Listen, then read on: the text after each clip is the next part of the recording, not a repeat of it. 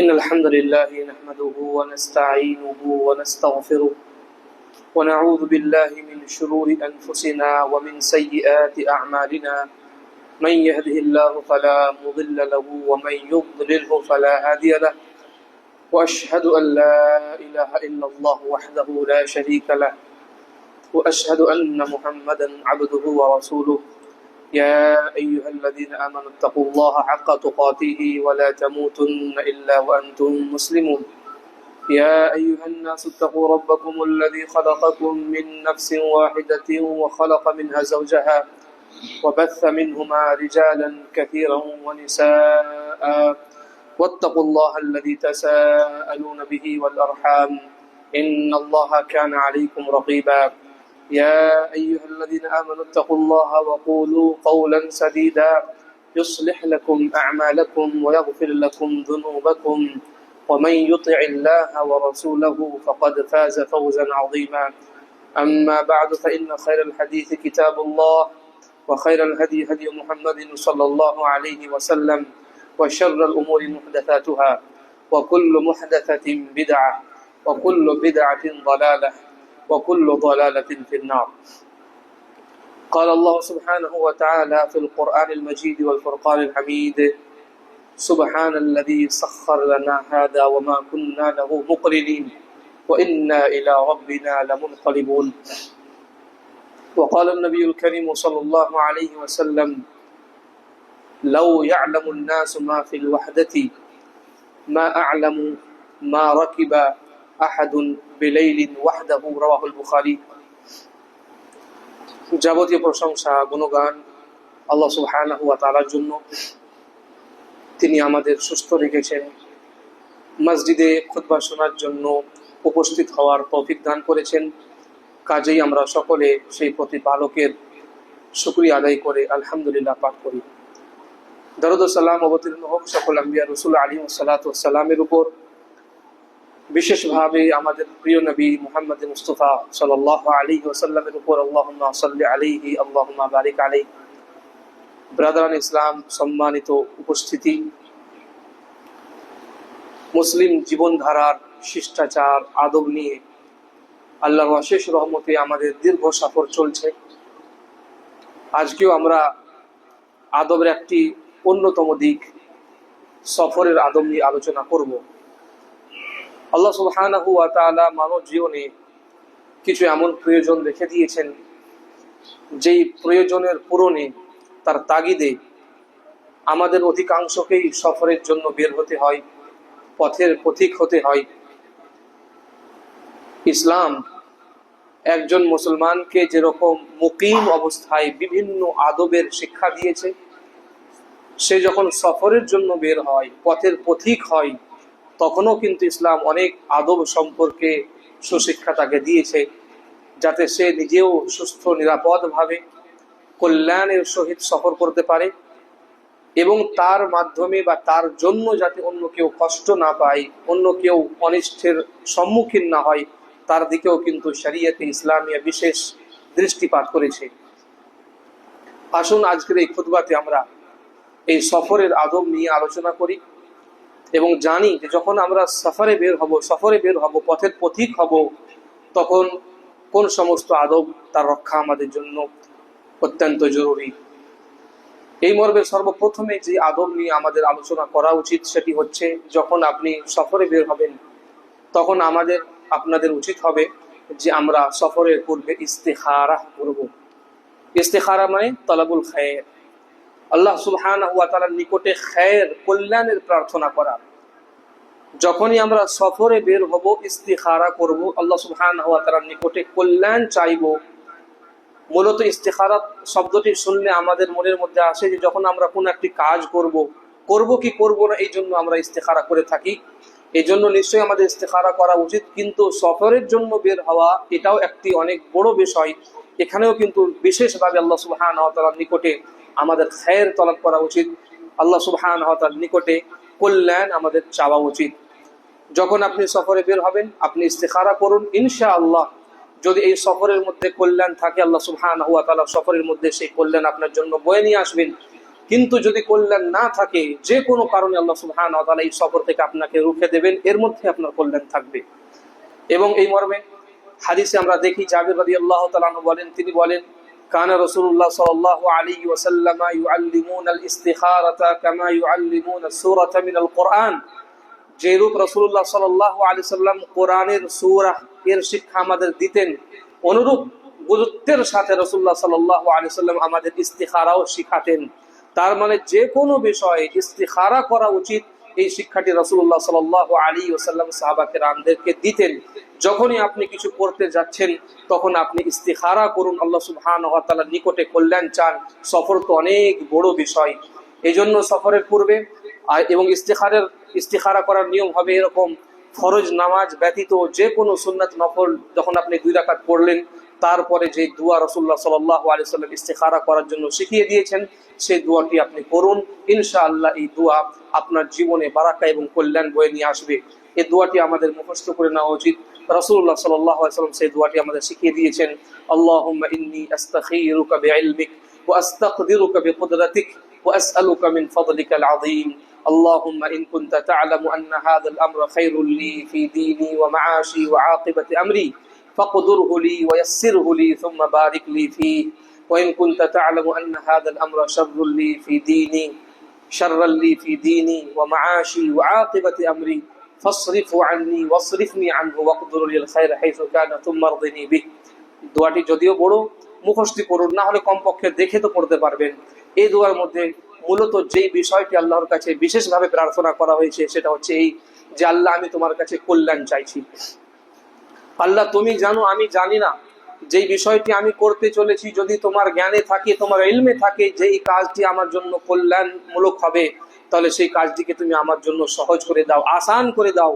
আর যদি তোমার জ্ঞানে থাকে যে কাজটি আমার জন্য মঙ্গলময় হবে না, অমঙ্গল তার মধ্যে রয়েছে, আমার দিনের খাতিরে, আমার দুনিয়ার খাতিরে, আমার আঞ্জাম এবং পরিণামের দিক দিয়ে, তাহলে এই বিষয়টিকে তুমি আমার কাছ থেকে সরিয়ে দাও, আমাকে দূরে সরিয়ে দাও, এবং যেখানেই কল্যাণ আছে সেটাকে তুমি টেনে আমার জীবনে নিয়ে এসো। এত সুন্দর একটি দোয়া। সফরে যখন আপনি বের হলেন, 2 রাকাত নামাজ পড়ে এই দোয়াটি করুন, দেখবেন এর কল্যাণ আপনি নিজের জীবনের মধ্যে অনুভব করতে পারবেন। হয়তো সফরের মধ্যে যদি কল্যাণ না থাকে, আল্লাহ সুবহানাহু ওয়া তাআলা কোনো এমন কারণ দিয়ে আপনার সফরকে রুখে দেবেন। আর সফরে যদি বেরিয়ে যান, তো আল্লাহ সুবহানাহু ওয়া তাআলা এই সফরকে আপনার জন্য মঙ্গলময় বানিয়ে দেবেন। এজন্য আপনাকে বলা হলো যে সফরের একটি অন্যতম আদব এবং সর্বপ্রথম আদব হচ্ছে, সফরে বের হওয়ার পূর্বে আপনি ইস্তিখারা করুন। ইস্তিখারা করার পর সফরের আরেকটি অন্যতম গুরুত্বপূর্ণ আদব হচ্ছে যে আপনি নিজেকে মুক্ত করে নিন। কি থেকে মুক্ত করবেন? মানুষের হক থেকে, মানুষের অধিকার থেকে। কাউকে আপনি কষ্ট দিয়েছেন, কারো হক আপনি নষ্ট করেছেন, সেগুলো তাকে ফিরিয়ে দেন এবং মুক্ত করবেন আপনি নিজেকে গুনাহ থেকে, পাপাচার থেকে। মানুষ যখন সফরে বের হয়, যদিও বর্তমানের সফরগুলো অতীতের সফরের তুলনায় অনেকটা সেফ, নিরাপদ এবং সুরক্ষিত হয়েছে, কিন্তু তবুও যখনই আপনি সফরে বের হবেন, আপনার মধ্যে এই চিন্তা ভাবনা কাজ করা উচিত যে আমি জানি না এই সফরে আমার সাথে কি হবে। আদৌ এই সফর থেকে আল্লাহ সুবহানাহু ওয়া তাআলা ফিরে আসা আমার জন্য লিখে রেখেছেন, নাকি এই সফরই আমার জীবনের শেষ সফর হবে? এই কথা মাথার মধ্যে রেখে আপনার উচিত হবে, যখনই আপনি সফরে বের হবেন, তার পূর্বে আপনি নিজেকে মুক্ত করুন, নিজেকে পাক পবিত্র করুন। মানুষের উপরে কোনো টর্চার করলে, জুলুম করলে, কারো হক দাবিয়ে থাকলে, কারো পাওনা নিয়ে থাকলে, সেই পাওনা তাকে বুঝিয়ে দেন। এবং যদি আপনি আপনার উপরে জুলুম করে থাকেন, গুনাহের মধ্যে, পাপাচারের মধ্যে লিপ্ত থাকেন, তাহলে তার থেকে আপনি ইস্তেগফার করুন, তারপরে আপনি সফরে বের হন। এর মাধ্যমে আপনার জীবনের একটি সুন্দর অধ্যায় খুলবে।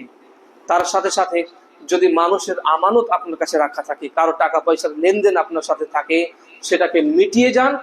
না হয় কমপক্ষে কোনো বিশ্বস্ত ব্যক্তির উপরে দায়ভার দিয়ে যান যে অমুক ব্যক্তি আমার কাছে এত টাকা পাবে, তার এত টাকা আমার কাছে জমা আছে, তার কাছ থেকে আমি এই জিনিসটি নিয়েছিলাম, তাকে এই কাজটি, আমাকে এইটি জিনিস ফিরিয়ে দিতে হবে।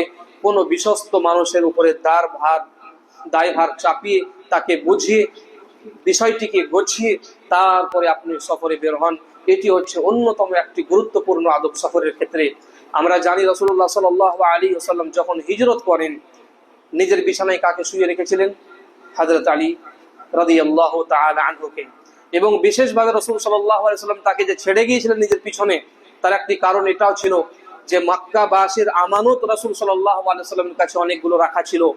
রাসূল সাল্লাল্লাহু আলাইহি সাল্লাম আলী রাদিয়াল্লাহু তাআলা আনহুকে বলেছিলেন যে এই আমানতগুলো, এই পাওনাগুলো যারা পাবে তাদেরকে বুঝিয়ে দিয়ে তারপরে তুমি হিজরত করে মদিনার দিকে আসবে। তাহলে রাসূল সাল্লাল্লাহু আলাইহি সাল্লামের জীবনে আমাদের জন্য উত্তম আদর্শ রয়েছে। সফরের পূর্বে এই সমস্ত বিষয়গুলো আমরা গুছিয়ে সফরের জন্য বের হব। সফরের একটি অন্যতম গুরুত্বপূর্ণ আদব হচ্ছে সফর করার পূর্বে জাদে সফর আমরা ইখতিয়ার করব, পথের পাথেও আমরা গ্রহণ করব। লিল্লাহ ফিল্লাহ আপনি বেরিয়ে গিয়েছেন, সফর অনেক লম্বা দীর্ঘ, আপনার সফর প্রচুর খরচের ব্যাপার আছে, কিন্তু আপনি দেখা গেল যে আল্লাহ ভরসায় বেরিয়ে গেছেন। আল্লাহর উপরে ভরসা তো নিশ্চয়ই করতে হবে, কিন্তু ভরসার সাথে সাথে আসবাব ইখতিয়ার করতে আল্লাহ সুবহানাহু ওয়া তাআলা আদেশ দিয়েছেন। কোন সফরে বের হওয়ার পূর্বে পথের পাথেয় গ্রহণ করা হচ্ছে আমাদের জন্য বাধ্যতামূলক, আবশ্যিক। এই বিষয়ে আমরা জানি রাসূলুল্লাহ সাল্লাল্লাহু আলাইহি ওয়াসাল্লামের যুগে ইয়ামানের কিছু মানুষ তারা হজ করতে আসতো কিন্তু পাথেয় গ্রহণ করতো না, আল্লাহর ভরসায় বেরিয়ে গেছে। বা রাসূল সাল্লাল্লাহু আলাইহি ওয়াসাল্লামের সাথে সাক্ষাতের উদ্দেশ্যে তারা বের হতো এবং জাদে সফর পথের পাথেয় তারা গ্রহণ করতো না। এ সম্পর্কে কোরআনে কারীমের মধ্যে আল্লাহ সুবহানাহু ওয়া তাআলা আয়াত অবতীর্ণ করে সাবধান সতর্ক করে বলেন, ওয়া তাযাওয়াদু ফাইন্না খায়রাজ যাদিত তাকওয়া, যে তোমরা জাদে সফর গ্রহণ করো, পথের মধ্যে বের হওয়ার পূর্বে পথের পাথেয়ের জোগাড় তোমরা করে নাও, এবং মনে রাখবে যে সব থেকে বড় পাথেয় হচ্ছে মানুষের নিকটে তাকওয়া এবং আল্লাহ ভীরুতা।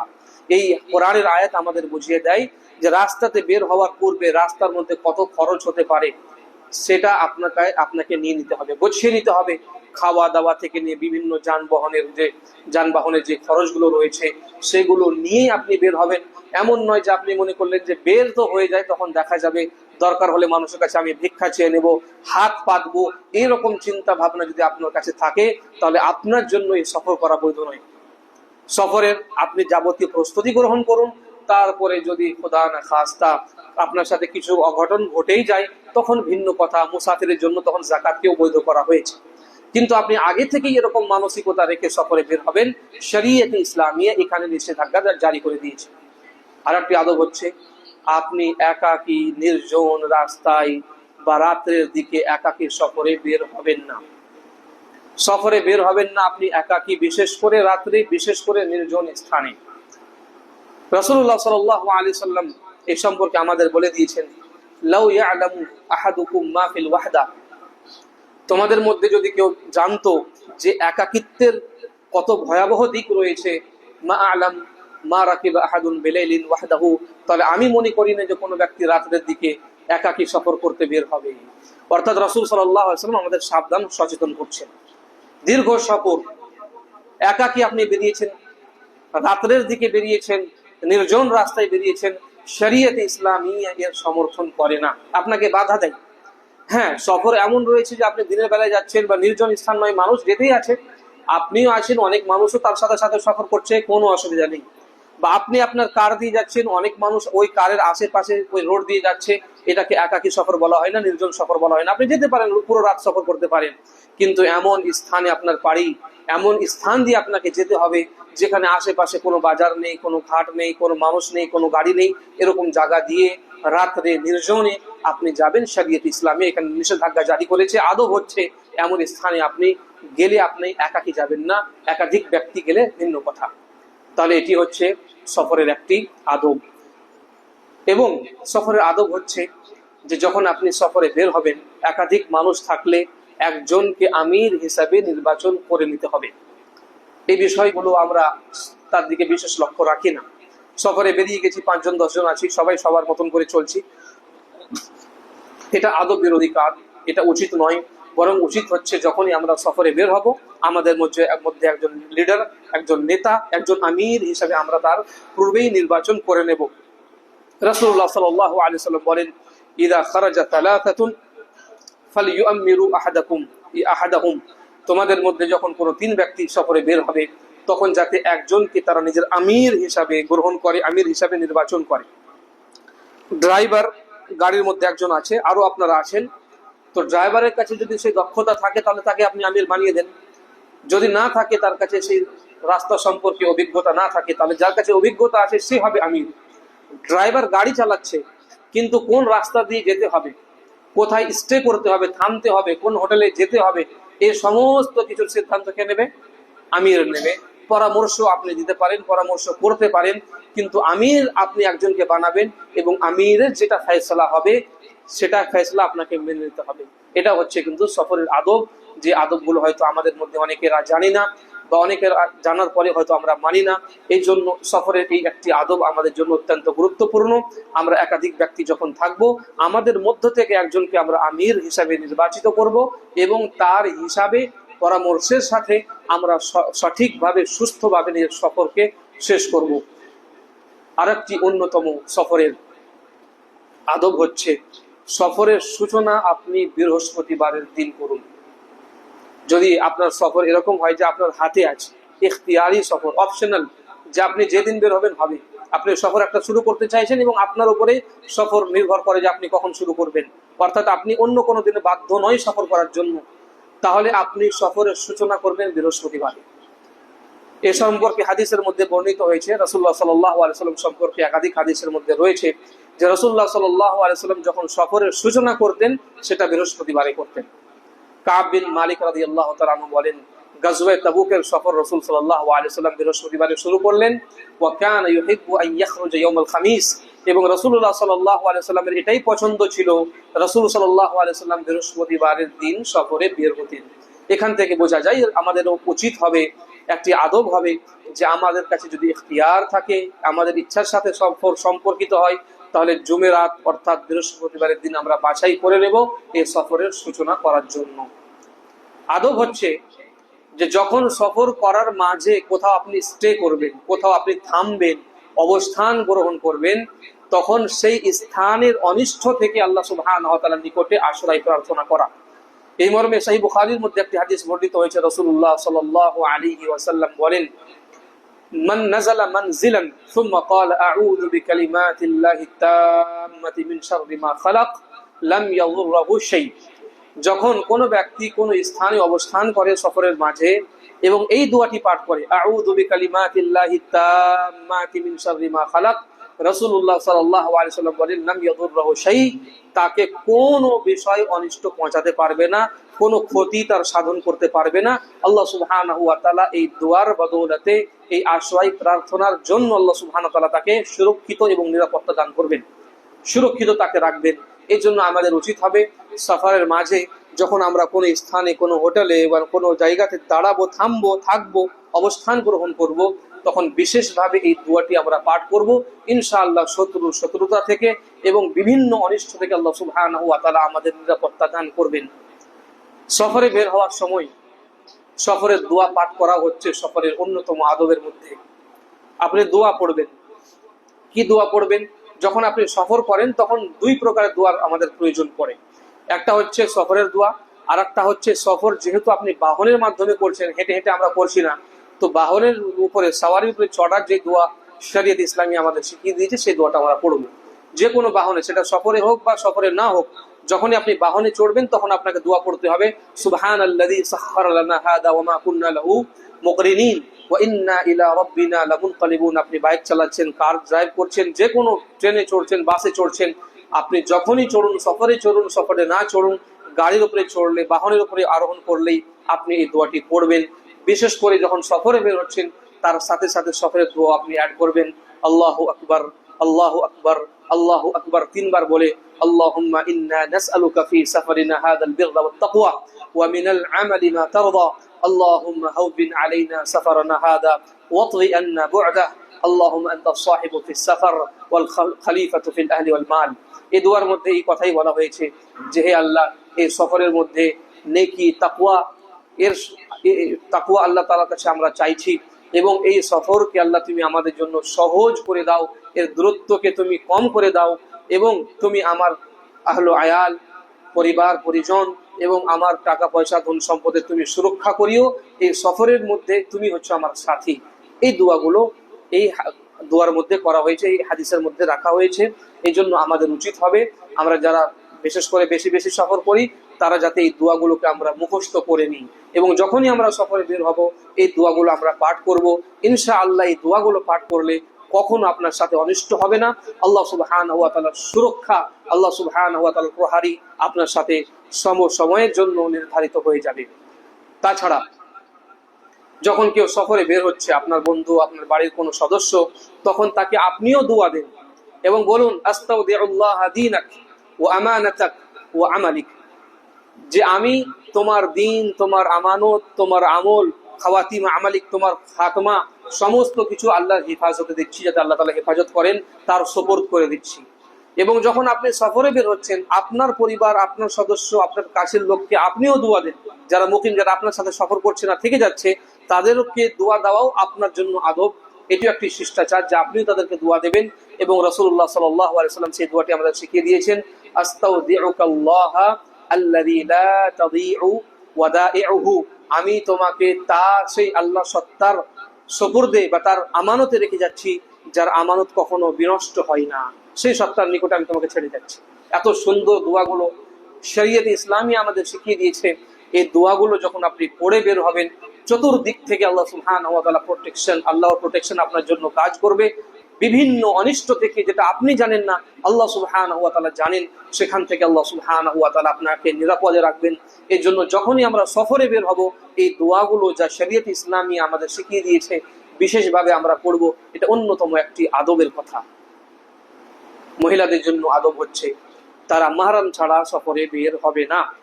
মানে আপনাকেও শিখতে হবে এই আদবটি, যে আপনার বাড়ির কোনো মহিলা সদস্য যাতে কোনো মাহরাম ছাড়া সফরের মধ্যে বের না হয়। রাসূলুল্লাহ সাল্লাল্লাহু আলাইহি সাল্লাম বলেন, লা তুসাফিরুল মারআতু ইল্লা মা'a যী মাহরাম, কোন মহিলা মাহরাম ব্যতীত যাতে সফরের জন্য বের না হয়। সফরের জন্য বের না হয়, এখান থেকে বোঝা গেল যে সফর না হলে পরে প্রয়োজনে একাকিতে বের হতে পারে। এখানে পয়েন্টের একটি আপনাকে কথা এই জন্য আমি বলছি যে অনেকে আবার এই ক্ষেত্রে বাড়াবাড়ি অনেক করেন। যদি প্রয়োজন থাকে, যেমন ধরেন যে আপনি নেই বাড়িতে খাবারের কিছু নেই, তো বাজার ঘাট করার জন্য মেয়ে বের হতে পারে। আপনার স্ত্রী পুরো বোরকার সাথে, পর্দার সাথে বের হতে পারে। এটাকে নিয়েও আবার অনেক রকমের কথা দেখা যায়। এই জন্য আমি কথাটি আপনাকে এখানে বলছি। যেটা বারণ আছে সেটা হচ্ছে সফর। সফরের জন্য সে বের হতে পারবে না একাকি, তবে প্রয়োজনে আশেপাশের বাজার, লোকাল বাজার ঘাটে গিয়ে সে বাজার করতে পারে, এর মধ্যে কোনো নিষেধাজ্ঞা নেই। কিন্তু যদি সফর করার বিষয়টি আসে, তাহলে একেবারে শরীয়তের স্পষ্ট নির্দেশনা হচ্ছে, মাহরাম নেই, মহিলাদের কোনো সফর নেই, সেই সফর যতই জরুরি হোক না কেন, মাহরাম ছাড়া সফর করা যাবে না। বরং আপনাকে একটি হাদিস শোনাই, ওর মধ্যে ঘটনাও রয়েছে, শিক্ষাও রয়েছে। একজন ব্যক্তি এসে রাসূলুল্লাহ সাল্লাল্লাহু আলাইহি সাল্লামকে বললেন, সহিহ বুখারীর মধ্যে হাদিসটি বর্ণিত হয়েছে, ইন্নী উরিদু আন আখরুজা ফি জাইশি কাযা ওয়া কাযা, যে আল্লাহর রাসূল, আমি অমুক অমুক সেনাবাহিনীর সাথে বের হওয়ার জন্য ইচ্ছা পোষণ করেছি, যুদ্ধ করার জন্য। ওয়া ইমরাআতি তুরিদু আন তাহুজ্জ, আর আমার স্ত্রী চাইছে হজ করতে। আমি অমুক অমুক সেনাবাহিনীর সাথে বের হব জিহাদ করার জন্য, যুদ্ধ লড়ার জন্য, কিন্তু আমার স্ত্রীর ইচ্ছা হচ্ছে যে সে হজ করবে। রাসূল সাল্লাল্লাহু আলাইহি ওয়াসাল্লাম কি বললেন, উখরুজ মাআহা, তোমার এই জিহাদে বের হওয়া তুমি ক্যান্সেল করো, তোমার মহিলার সাথে, তোমার স্ত্রীর সাথে তুমি হজে বের হও। কি বুঝলেন? জিহাদের মতো এত গুরুত্বপূর্ণ একটি সফরকেও রাসূল সাল্লাল্লাহু আলাইহি ওয়াসাল্লাম তাকে করতে বারণ করেছেন, যে না, তোমাকে জিহাদে যেতে হবে না, তুমি তোমার স্ত্রীর সাথে হজের জন্য বের হও। মাহরাম ছাড়া কোনো মহিলা হজে যেতে পারে না। তাহলে এখান থেকে আমরা বুঝতে পারলাম, মহিলাদের জন্য একটি অন্যতম গুরুত্বপূর্ণ আদব হচ্ছে যে তারা মাহরাম ছাড়া বের হবে না। তাছাড়া এই সফরের ক্ষেত্রে গুরুত্বপূর্ণ আদবগুলোর মধ্যে একটি অন্যতম আদব হচ্ছে যে ফিকহুস সফর, অর্থাৎ সফরের যে ফিকহ, সেটা আপনাকে অর্জন করতে হবে। অর্থাৎ সফরের মধ্যে কিছু রুখসত রয়েছে, কিছু বিশেষ বিধান রয়েছে, সেই সম্পর্কে আপনাকে জানা উচিত, আমাদের প্রত্যেক ব্যক্তিকে জানা উচিত। বিশেষ করে যারা সফর করবে বা সফর করতেই থাকে, তাদেরকে জেনে রাখা উচিত, যাতে ইসলাম যে ছাড়গুলো আমাদের দিয়েছে সেটা আমরা সেখান থেকে উপকৃত হতে পারি, সেই ছাড়গুলো গ্রহণ করতে পারি। তার মধ্যে একটি ছাড় হচ্ছে নামাজের ক্ষেত্রে। কসর করবেন আপনি, সফরে বেরিয়ে গেছেন, আপনি কসর করুন নামাজ। কসর করা মানে যে নামাজগুলো চার রাকাত আছে, সেগুলোকে দুই রাকাত করে আপনি পড়ুন। জোহরের নামাজ আপনার জন্য 2 হয়ে যাবে, আসরের নামাজ 2 হয়ে যাবে, মাগরিব 3 থাকবে, এশার নামাজ আপনার জন্য 2 হয়ে যাবে, ফজরের নামাজ তো 2 আগে থেকেই আছে। তো এই নামাজগুলো 2 রাকাত করে আপনি পড়ুন। এটা ছাড় শরীয়ত ইসলামী আপনাকে দিয়েছে, আলহামদুলিল্লাহ, ছাড় গ্রহণ করুন। 4 রাকাত পড়ে আপনাকে ওখানে বাহাদুরি করতে হবে না। অনুরূপ সিয়ামের ক্ষেত্রে, রোজার ক্ষেত্রে ইসলাম ছাড় দিয়েছে, যে আপনি সফরে বেরিয়েছেন, রোজা রাখতে পারছেন না, কষ্ট হচ্ছে, রোজা রাখতে হবে না আপনাকে। কষ্ট করে জানের উপরে আপনি রোজা রাখবেন, এটা নেকির নয়, গুনাহের কাজ। হ্যাঁ, সফরে এমন হয়েছে যে আপনি এসির মধ্যেই বসে আছেন, থার্ড এসিতে আপনি সফর করছেন, বা কোনো এমন জায়গাতে সফরের মধ্যে আছেন যেখানে আপনার কোনো কষ্ট হচ্ছে না, ঠান্ডা এলাকাতে আপনি সফর করছেন, তারপরে আপনি রোজা রাখতে চান, আপনি রাখতে পারেন, কোনো অসুবিধা নেই। কিন্তু কষ্ট হচ্ছে, আপনাকে পিপাসা লেগেছে, শরীর ক্লান্ত হয়ে গেছে, ক্ষুধার্ত আপনি, এমন অবস্থাতে রোজা রাখা কিন্তু আপনার জন্য সঠিক নয়। এটি একটি ছাড় শরীয়ত ইসলামী আপনাকে দিয়েছে, এই ছাড় আপনি গ্রহণ করুন। মান কানা মারিদান আও আলা সাফারিন ফাইদ্দাতুম মিন আইয়ামিন উখর বলে আল্লাহ সুবহানাহু ওয়া তাআলা কোরআনে কারীমের মধ্যে এই ছাড়ের কথা উল্লেখ করেছেন। এরকম ভাবে তায়াম্মুম করার খাতিরেও আপনার জন্য ছাড় হয়েছে। সফরে আপনি বেরিয়েছেন, পানি আপনি জল পাচ্ছেন না, তায়াম্মুম করুন। তায়াম্মুমের জন্য কোরআনে কারীমের মধ্যে আয়াত অবতীর্ণ হয়েছে। এরকম ভাবে আপনি মোজা পরে রয়েছেন, সক্স পরে রয়েছেন, সেখানে মাসাহ করার ক্ষেত্রেও রাসূল সাল্লাল্লাহু আলাইহি ওয়াসাল্লাম ছাড় দিয়েছেন। 3 দিন এবং 3 রাত পর্যন্ত আপনি তার উপরে মাসাহ করতে পারেন। যখন আপনি সফর করছেন না, মুকিম অবস্থায় আছেন, তখন আপনার জন্য বেশি বেশি সময় হচ্ছে 1 দিন 1 রাত, তারপরে আপনাকে মোজা খেলে উজু করতেই হবে। কিন্তু আপনি সফরে যখন আছেন তখন 3 দিন এবং 3 রাত পর্যন্ত আপনি এই শক্সের উপরে, এই মোজার উপরে আপনি মাসা করতে পারবেন। এরকম ভাবে সফরের ক্ষেত্রে আরেকটি আদব হচ্ছে যে আমরা সফরে বেশি বেশি দোয়া করব। সফরের মধ্যে বেশি বেশি দোয়া করা, নিজের জন্য, নিজের কল্যাণের জন্য, দুনিয়া সম্পর্কে, আখিরাত সম্পর্কে, অন্যান্য ব্যক্তিদের জন্য, সন্তান সন্ততির জন্য, নিজের পরিবার পরিজনের জন্য, যারা মৃত্যু হয়েছে তাদের জন্য, সকলের জন্য বেশি বেশি আপনি দোয়া করুন সফরের মধ্যে। কেন? এই জন্য যে মুসাফিরের দোয়া আল্লাহ সুবহানাহু ওয়া তাআলার নিকটে একেবারেই গ্রহণযোগ্য। যেমনটা হাদিসের মধ্যে বর্ণিত হয়েছে, রাসূলুল্লাহ সাল্লাল্লাহু আলাইহি সাল্লাম বলেন, সালাতু দাওয়াতিন মুস্তাজাবাতুন, 3 প্রকারের দোয়া নিশ্চয় নিশ্চয় আল্লাহ সুবহানাহু ওয়া তাআলার নিকটে গ্রহণ হয়। তার মধ্যে আল্লাহ রাসূল সাল্লাল্লাহু আলাইহি সাল্লাম বলেন, দাওয়াতুল মাজলুম, কোন মাজলুমের দোয়া, তার উপরে কেউ জুলম করেছে, সেই জালিমের বিরুদ্ধে যখন কোনো মাজলুম ব্যক্তি দোয়া করে, এই দোয়া সঙ্গে সঙ্গে রব্বুল আলামিনের নিকটে গ্রহণ হয়ে যায়। অনুরূপ রাসূল সাল্লাল্লাহু আলাইহি সাল্লাম বলেন, ওয়া দাওয়াতুল মুসাফির, মুসাফিরের দোয়া, ওয়া দাওয়াতুল ওয়ালিদি আলা ওয়ালাদিহি, এবং পিতা মাতার নিজ সন্তান সন্ততির জন্য বদদুয়া। বদদুয়া যদি করে দেয় তাহলে এই দোয়া একেবারে কারেন্টের মতন আল্লাহ সুবহানাহু ওয়া তাআলার নিকটে গ্রহণযোগ্য হয়ে যায়। এখান থেকে আমরা বুঝতে পারি যে সফরের ক্ষেত্রে আমরা বেশি বেশি দোয়া করব, এই দোয়া কিন্তু আল্লাহ সুবহানাহু ওয়া তাআলার নিকটে গ্রহণযোগ্যতা পায়। বারাকাল্লাহু লানা ওয়া লাকুম ফিল কুরআনিল আযীম ওয়া নাফা'নি ওয়া ইয়্যাকুম বিল আয়াতি ওয়াদ যিকরিল হাকীম। ইন্নাহু তাআলা জাওয়াদুন কারীমুন মালিকুম বাররুফুর রহিম।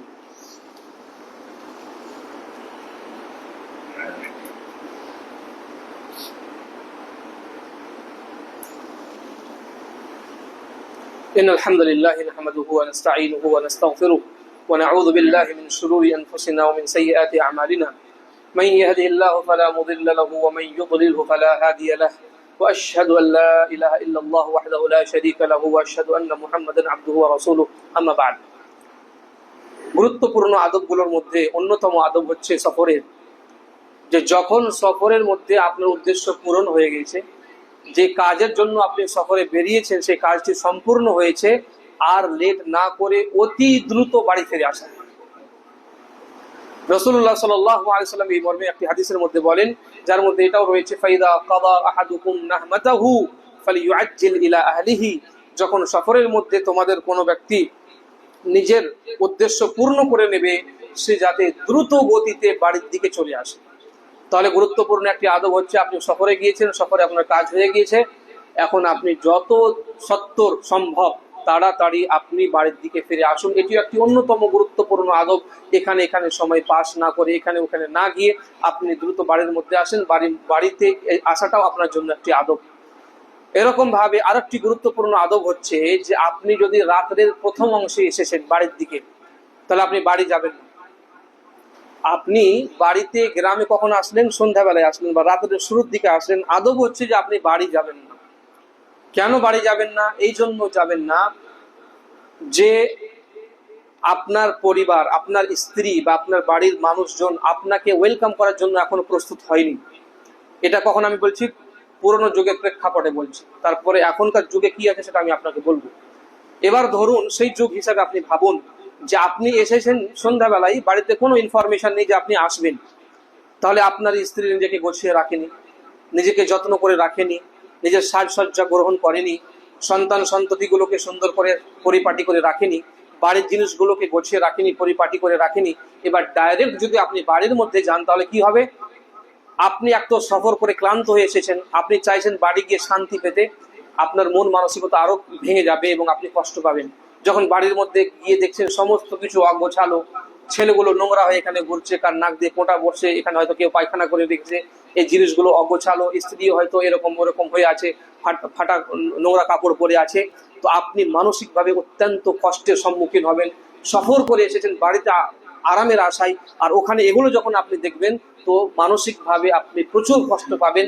এই জন্য শরীয়ত ইসলামিয়া কত সুন্দর আমাদের আদব শিখিয়েছে যে রাত্রের প্রথম দিকে বাড়িতে যাওয়া যাবে না, বরং যে কোনো মসজিদের মধ্যে অবস্থান করুন, বাড়িতে ইনফরমেশন দিন এবং তার পরের দিন সকালে যান বা তার পরে যান। কিন্তু বর্তমান যুগ প্রযুক্তির যুগ, আপনি আসার আগে ফোন করে দিয়েছেন যে আমি অমুক দিন এত সময় আলুয়া বাড়িতে নামবো, তারপরে চোপড়াতে আসবো, তারপরে বাড়িতে এত সময়ের মধ্যে চলে আসবো, আপনি জানেন এবং সফরে কথা হচ্ছে, তাহলে কোনো অসুবিধা নেই। আপনি এখন এই যুগে আলহামদুলিল্লাহ প্রযুক্তির এটিও লাভ যে আপনি সফর করার পরে ডাইরেক্ট বাড়ি চলে আসছেন। নচেত আদব হচ্ছে যদি আজকেও এরকম কোনো জিনিস হয়ে যায়, লাইট নেই বা মোবাইলে চার্জ ছিল না বা চুরি হয়ে গেছে, আপনি কোনো কারণে বাড়িতে ইনফরমেশন দিতে পারেননি, তাহলে আপনার উচিত হবে না যে আপনি সরাসরি বাড়ির মধ্যে যাবেন, বরং প্রথমে আপনি ইনফরমেশন দিবেন। আর একটি আদব হচ্ছে গুরুত্বপূর্ণ একটি অন্যতম আদব এবং শেষ আদব হিসাবে আমি এটা উল্লেখ করব, আর যেই আদবটি আজকে আমাদের মধ্যে বিলুপ্ত প্রায় নেই, এই সুন্নাতটিকে জীবিত করা, তার উপরে আমল করা আমাদের জন্য একান্ত কর্তব্য। এই জন্য সেটাকে আমি শেষের দিকে রাখলাম।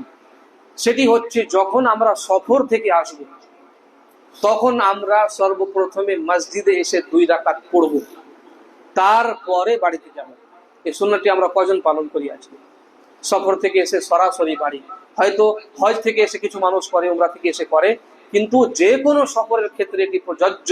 যখন আপনি দীর্ঘ সফর থেকে এসেছেন সর্বপ্রথমে আপনি অবস্থান করুন মসজিদে, মসজিদে এসে সুন্দর হয়ে 2 রাকাত নামাজ পড়ুন, আল্লাহ সুবহানাহু ওয়া তাআলার নিকটে শুকরিয়া আদায় করুন, তারপরে আপনি বাড়িতে যান। এই একটি সুন্নাত আজকে আমাদের মধ্যে বিলুপ্ত প্রায় হয়েছে, শেষের দিকে চলে গেছে। এই জন্য আমাদের প্রত্যেকের দায়িত্ব হবে সফরের এই আদব, এই সুন্নাতকে আমরা জীবিত করব এবং যে সমস্ত আদবের কথা আজকে উল্লেখিত হলো সেই সমস্ত আদবগুলির উপরে আমরা আমল করব। আল্লাহ সুবহানাহু ওয়া তাআলার নিকটে দোয়া করি আল্লাহ সুবহানাহু ওয়া তাআলা আমাদের জীবনের যাতে আমরা এই সমস্ত আদবগুলো যে আমরা শুনছি তা রক্ষা করতে পারি, তা তুমি আমাদের তৌফিক দান করো। যতদিন পর্যন্ত আমরা এই দুনিয়ার মধ্যে আছি ইসলামের সাথে, ইমানের সাথে, আদবের সাথে জীবন যাপন করতে পারি, তার তুমি তৌফিক দান করো। যখন আমরা এই দুনিয়া থেকে চির বিদায় নেব তখন যাতে তৌহিদকে শক্ত করে ধরে ইমানকে দাঁতের সাথে কামড়ে এই দুনিয়া থেকে বিদায় নিতে পারি, তার জন্য তুমি পথ সুগম করো। আমিন ওয়া আখিরু দাওয়ানা আলহামদুলিল্লাহি রাব্বিল আলামিন।